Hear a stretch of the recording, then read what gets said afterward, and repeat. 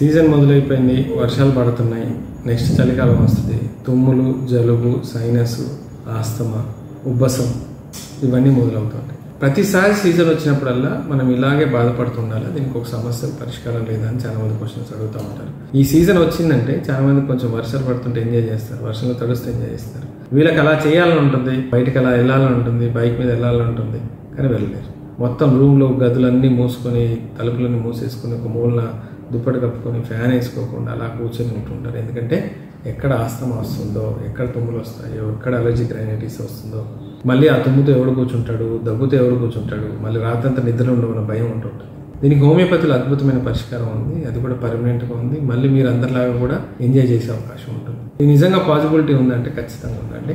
ఎందుకంటే గత 23 సంవత్సరాలుగా మేము ట్రీట్మెంట్లో మొదలుపెట్టినప్పుడు చూసిన కేసెస్, ఆ కేసెస్ తగ్గిన తర్వాత మాకు వచ్చిన ధైర్యం మమ్మల్ని ఈ స్టేట్మెంట్ ఇచ్చేయాలని ప్రోత్సహించింది.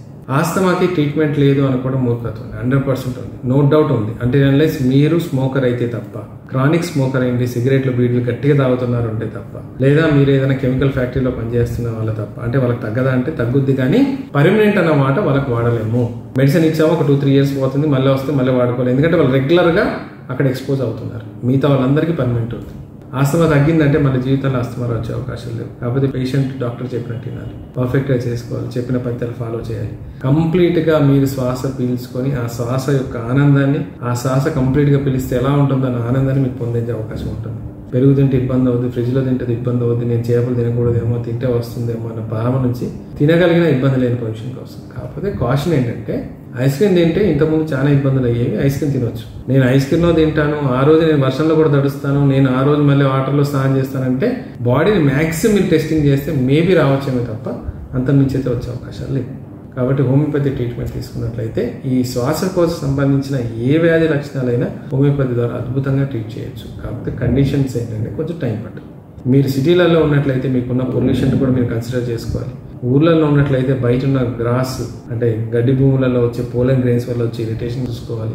రెండోది ఏంటంటే మీరు తాగే వాటర్ని బట్టి చూసుకోవాలి. నాలుగోది ఏంటంటే ఇప్పుడు సాఫ్ట్వేర్ ఇంజనీర్స్ ఇండోర్లో వర్క్ చేసేవారైతే ఏసీలో కంప్లీట్గా ఉంటుంటారు కాబట్టి దాన్ని చూసుకోవాలి. దానివల్ల మీ యొక్క ఇమ్యూన్ సిస్టమ్ లెవెల్స్ చాలా మటుకు డౌన్ అయిపోయినాయి, లేదా ఓవర్గా యాక్ట్ అవుతున్నాయి. అందుకే తుమ్ములన్నీ, అందుకే ఆ ముక్కు పట్టేయడం అంతా, అందుకే అంత సిక్రీషన్ బాడీ నుంచి రెడీ అవుతూ ఉంటుంది. సిక్రీషన్స్ అంటే ఎప్పుడు కూడా బ్యాడ్ కాదు.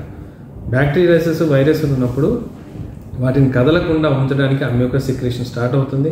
అది పట్టేసి దాన్ని బయటకు తోసే ప్రయత్నం చేస్తుంటారు. కాబట్టి అది ఎక్కువ సిక్రీట్ అవుతుందంటే, అక్కడ ఇబ్బంది లేకుండా సిక్రీట్ అవుతుందంటే బాడీ భయపడిపోయి బాడీ ఓవర్గా రియాక్ట్ అవుతుంది. దాన్ని ఎవరు చేసాం ఇలా?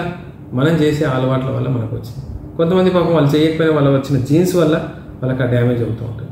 తల్లిదండ్రులు ఒకరికున్నా, లేకుంటే తల్లిదండ్రులకు ఇద్దరుకున్నా, అత్తమామలకున్నా, మేనమామలకున్నా, లేదా గ్రాండ్ పేరెంట్స్లో ఉన్న వాళ్ళకు వచ్చే అవకాశాలు ఎక్కువ ఉంటాయి.